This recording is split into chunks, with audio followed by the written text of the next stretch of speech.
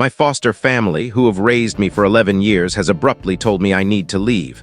I'm devastated and have nowhere to go. I feel utterly shattered. When I was 7, I was taken from my biological parents and placed with a couple I'll call the Thompsons. Over time, I grew to see them as my true parents. But at 12, they made it clear they'd never adopt me legally. They relied on the foster care stipend they received for me, which I later learned was at least $2,800 a month. They always said legal papers didn't define family, and I trusted them maybe too much. But now that I've turned 18, the payments have stopped. Today, they sat me down and told me I have to move out. They explained that fostering is just a business to them, and keeping me without the stipend doesn't make financial sense. They gave me 4 days to pack and leave, saying it's for a new foster placement to keep their income flowing. How kind of them. They mentioned they'd like to stay in touch and hope I understand it's not personal. Update 1, it's been a couple of days and I'm still reeling. I barely slept last night, maybe 2 hours, and I'm probably not thinking clearly. First, I reached out to my personal advisor. We're having an urgent meeting at 1:30 today, and I'm hoping he can arrange emergency housing for me. Second, I'm questioning whether the Thompsons can legally evict me with just 4 days' notice. I'll discuss this with my advisor to understand my rights. I don't want to stay here longer than necessary. The Thompsons have been ignoring me completely since the news. They don't speak to me, offer food, or acknowledge me at all. I tried starting a conversation, but they acted like I wasn't there. Still, I won't leave until I have a safe place to go. I refuse to end up homeless. Third, I considered contacting my university. I have a conditional offer depending on my A-level results, which I'm hopeful about. But since I'm not yet enrolled, I'm unsure if they'll offer support. Lastly, I'll make sure the Thompsons, staying put, allowance is stopped since I won't be living here. I have some savings, and I've heard I might qualify for a bursary at university, plus my student maintenance loan. I've also started job hunting. Update 2, I had an extensive meeting with my personal advisor, who was deeply sympathetic and upset about how the Thompsons are treating me. We met once, then I stepped out for food while he spoke with them directly. I returned for a second meeting to go over everything. He's placed me on a social housing waitlist, and I'm hopeful a place will open up soon. I recorded the meeting because I'm exhausted, and my dyslexia and autism make it hard to process long discussions. I'll review it tomorrow after some rest, but it seems they'll help with rent and furniture costs.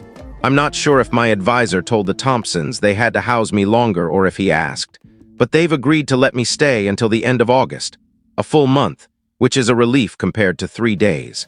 He also offered a youth hostel as an alternative if I feel uneasy here, but I'd rather stay until I have a proper place, even if it's uncomfortable.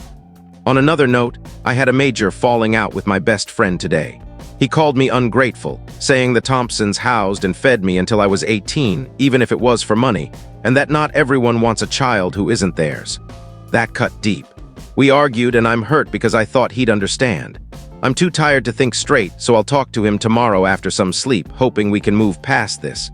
I need him right now. I feel so alone. Update 3, the Thompsons' son, Liam, found my original Reddit post. I wasn't careful enough with details in my frantic state. It has nearly 10,000 upvotes, and since Liam introduced me to Reddit, it probably showed up on his feed. A few hours ago, he came to my room, showed me the post, and asked if I wrote it. I tried to deny it but gave in because I'm a terrible liar.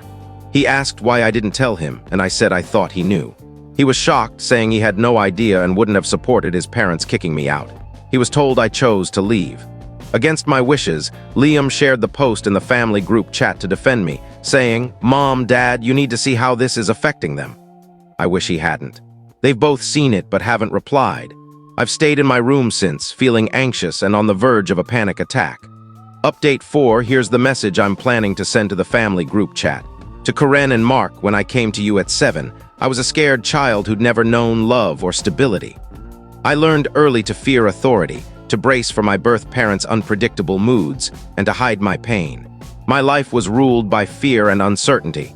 My behaviors were challenging because I'd been taught inconsistent consequences, one day praised, the next punished for the same thing. Love wasn't given, it was conditional. You showed me a different way.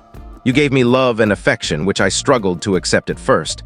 I couldn't believe anyone would care for me without hurting me. I once told you, "You can punish me if I'm bad, I don't mind." Slowly, you taught me to trust, to value myself, and to feel safe. You showed me my past wasn't my fault and helped me find healthy ways to cope. I remember sitting in your arms at 8, watching Shrek, feeling safe for the first time. That moment shaped me. You supported me through my fears about secondary school, comforted me when my birth mom cut contact, and helped me through my first breakup at 15. You pushed me to aim high with my studies and apply to university. You made me feel worthy of love. I am who I am because of you. I see your kindness and compassion in myself. You were my family, my only family. But now something's changed. When I leave my room, I don't feel that warmth anymore. It's like you see me differently, and I don't understand why.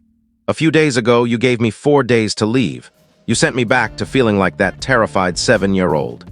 I'm not saying this to guilt you or ask to stay. That time has passed, and I can't see you the same way.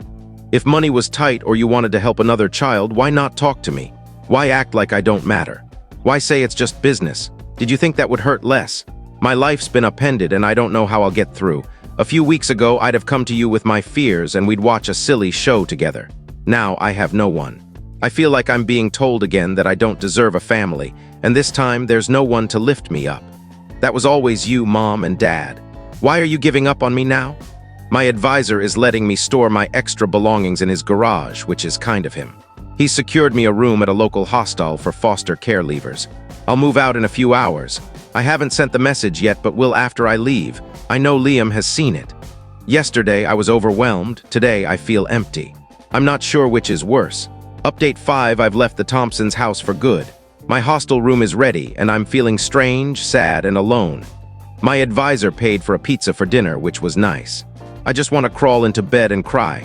My mind's racing with everything I need to do. I also learned the Thompsons were paid $2,000 fortnightly for me. That's $52,000 a year. I can't stop thinking. Was that all I was worth to them? Update 6, I'm settled in the hostel. It's not fancy, but it's mine for now. I sent the message to the group chat and then left it. I also shared it on Facebook. I haven't spoken to the Thompsons and I can't face them. I'm tired of feeling anxious and stressed. Update 7, Karen called me, sobbing, saying she had no idea I felt this way. How could she not know? She apologized repeatedly and begged me to come back. I told her it's unfair. She can't kick me out and then cry to manipulate me. I called it out as manipulative, and she just kept saying sorry, insisting she loves me and wants me home. I'm so confused. Is she lying? Am I the bad guy? I hung up and she started texting, so I blocked her. Now I feel like I'm in the wrong. I'm exhausted by all of this.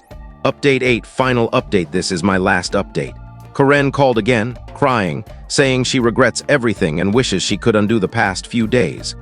I told her it's not fair to throw me out and then act like this. I said it feels manipulative, and she kept apologizing, saying she loves me and wants me back. How could she not know how I felt? I'm questioning if I'm the bad person here. I hung up and blocked her after she kept texting. I'm so tired and confused. I don't know what to do. And if you liked the video, don't forget to drop a thumbs up, subscribe to the channel, and press the notification bell so you can stay updated with all our upcoming stories. Catch you in the next one.